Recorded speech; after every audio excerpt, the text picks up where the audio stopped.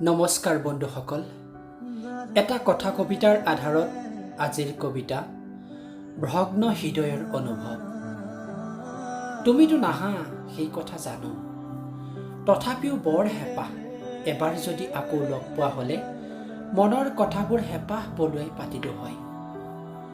শৰতৰ সন্ধিয়া তৰাভৰা আকাশৰ বুকুলৈ চাই হৃদয়খনে হাহাকাৰ কৰে জানা, তোমাৰ অনুপস্থিতিৰ উমান পাই।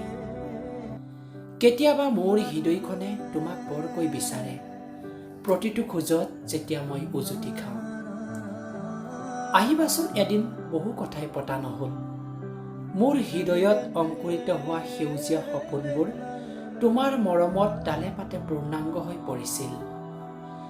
জীৱনৰ খলাবমা কাঁইটীয়া পথত তোমাৰ সান্নিধ্যত দেখিছিলোঁ সপোন ৰচিবলৈ। হাজাৰটা ব্যস্ততাৰ মাজত তুমিয়েই শিকাইছিলা সপোনৰ বাটত খোজ দিবলৈ। সপোনবোৰ মৰহি গ'ল জানা, যিদিনা বঞ্চিত হৈ ৰ'লো তোমাৰ মৰমৰ পৰা।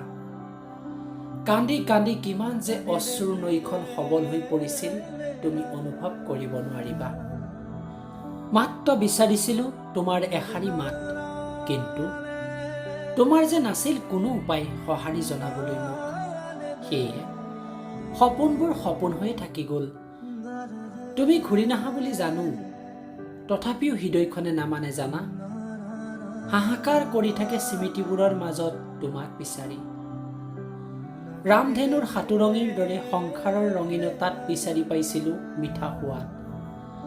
লাৱণ্যময়ী তোমাৰ কাজল সনা চকুজুৰিত এটি এটিকৈ বাস্তৱ হৈ নিগৰিত হোৱা মোৰ মনৰ সপোনবোৰ। কিন্তু হঠাৎ এদিন জৌ জৌকৈ সৰি পৰিল মধুৰ সপোনবোৰ। উদং হৈ পৰিল বুকুৰ মাজৰ পৰা চিৰদিনৰ বাবে তোমাৰ মৰম ভাল পোৱা।